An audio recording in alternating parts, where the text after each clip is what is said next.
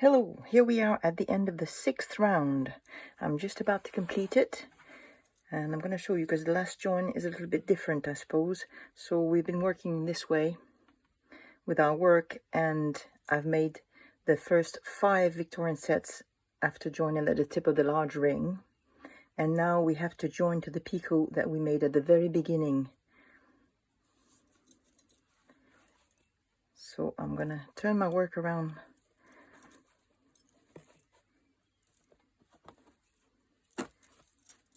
this way, trying not to get tangled with my threads, this way, and you want to make sure both your threads are underneath the work.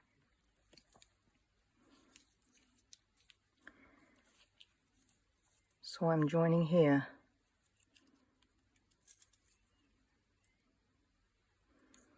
Now, so I'm going to work with the shuttle thread on top of the work and the ball thread underneath the work, but we will have to move the shuttle to the back afterwards so that both our threads are at the back of the work before we complete the join. So I'm going to join to the very first picot we left here.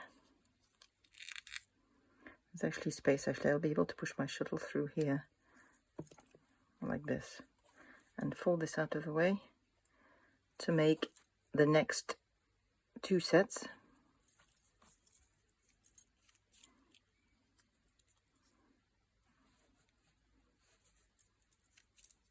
2, 3, 4, 1, 2, 3, 4, 1, 2, 3, 4, 1, 2, 3, 4.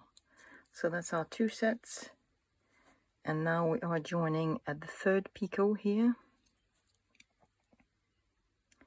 I'm grabbing it from the top just to pull the loop,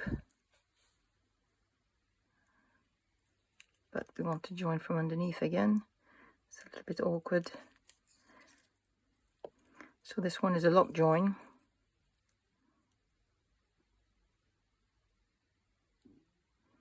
Make sure I've snug my stitches, and now I'm going to tighten the join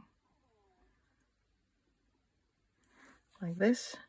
And now we're making the next 2 Victorian sets in the flower.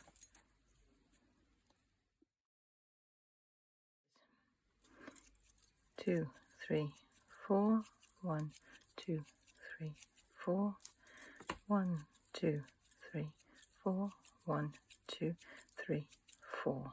And now we're making the flower, so 2 stitches, 2 full stitches, and 8 picots separated by 1 stitch. 1, 2, 3, 4,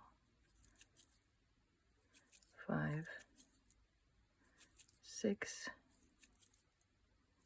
7, 8, and 1 more stitch. So that's the stitches for the flower done. Leave it to curl.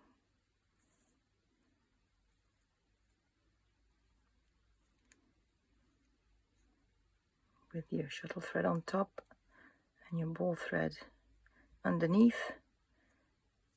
And now, as well as making, so this is now, we're now at the very last chain we're going to make in this round. So there's the flower, the very last chain, and I am going to insert a magic loop in this last chain. I'll make the first stitch, or rather the first 2 stitches, just to hold it in place like this. 1, 2. Oh, I can make the first 4. So 1, 2, 3, 4. I'm going to put that down 1 second and use a magic loop.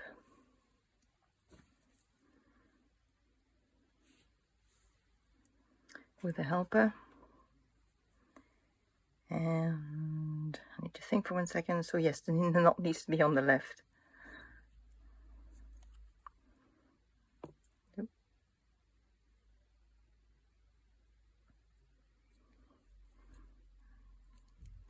Put this in my shuttle and catch it between the bobbin and the body of the shuttle. And now I'm going to finish that last chain and closing my magic loop at the same time. So we made the first 4 half stitches.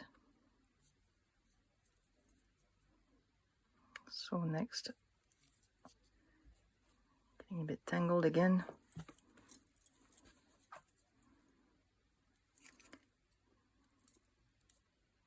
2,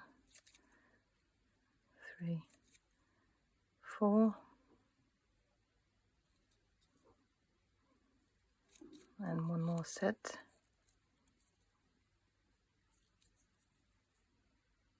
1, 2, 3, 4, and the last 1, 2, 3, and as before, I'm not going to have the magic loop in the last half stitch. It makes it easier to pull it through afterwards. Remove the helper, fold it out of the way, and the very last half stitch, not too tight. Right, like this. So now I can cut my threads.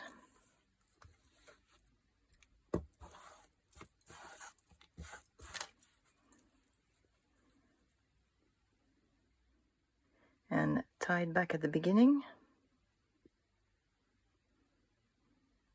which is here. I'm going to tie from the back as we've done before. Use my hook to pull it, to pull the core thread through the starting point.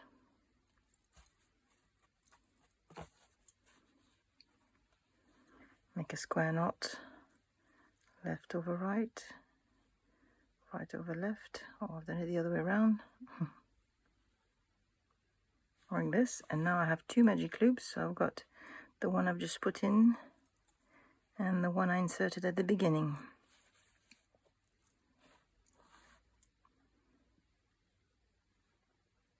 Open it out and pass my thread end through it.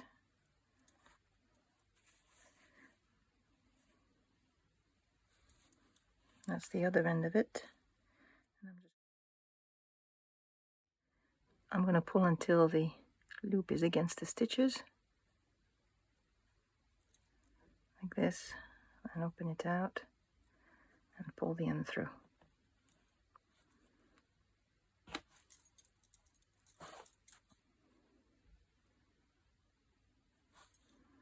So there's one,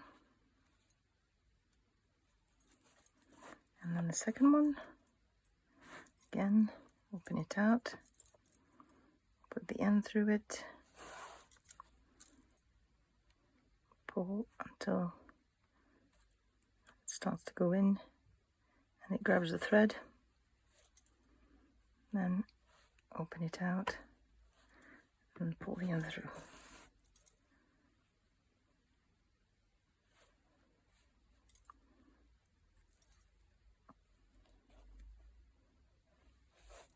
Like this.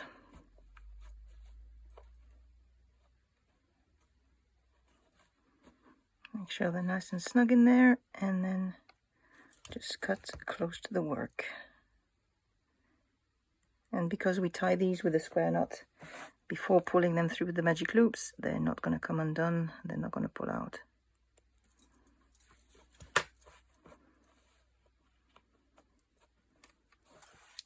So that's it. We have completed the 6th round. As you can see, I don't know if you can see on the video, it does frill a little bit. So actually, before I get started on the next round, I will give it a little light press with a bit of steam, just to make it lie nice and flat before I get started on the next round. Here we are. I gave it a light pressing and it's lying nice and flat. There's no frilling around the edges. It's looking really nice.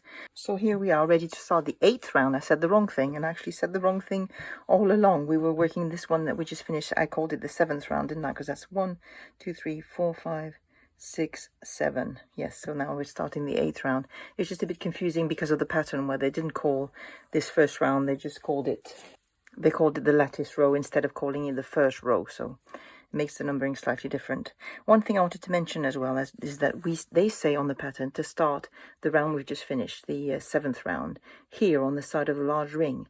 But in fact, if we started here at the tip of the large ring, it would be much better, because we could have started then this round continuously. We wouldn't have had to cut in time between the 2 rounds. So I'm going to take some notes and try to produce a pattern with all those little tips and tricks if anybody wanted to make it again. So we're now ready to start the 8th round. And although I'd filled my shuttle full for the 7th round, I thought I would need a lot more than I needed. In fact, I nearly have a shuttle full again, and I don't want to waste it, so I'm actually going to pull quite a lot of thread off my shuttle, because I'm not going to need that much. It's all chains again going around, and so basically we just need enough to go around the circumference of the doily on the shuttle, so I don't think I will need too much. I am going to wind that back onto my ball and ready to start on the 8th round. So we join back here at the tip of the large ring between those 2 chains.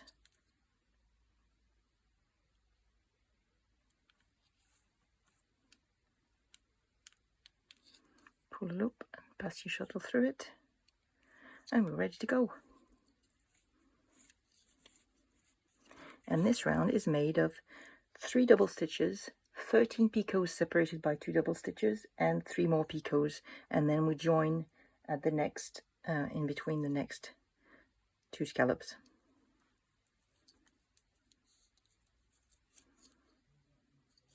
One, 2, 3 double stitches, and then 13 picots separated by 2 stitches.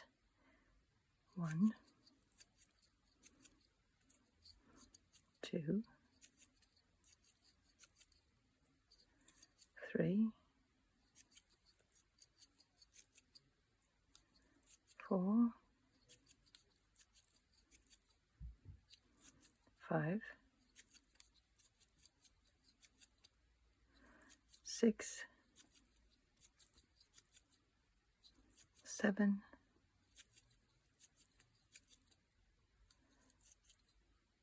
8,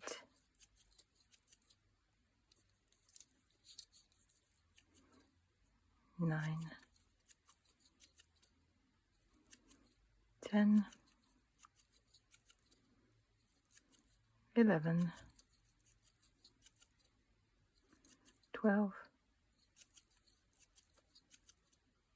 and 13, and 1 stitch to complete the picot, and 2 more stitches, so there are 3 stitches after the last picot, like this, and join at the tip of the next large ring between these 2 scallops.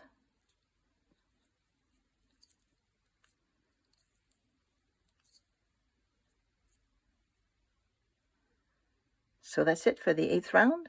Just repeat all the way. So 3 stitches, 13 picots separated by 2 stitches, and then 3 stitches after the last picot, and join.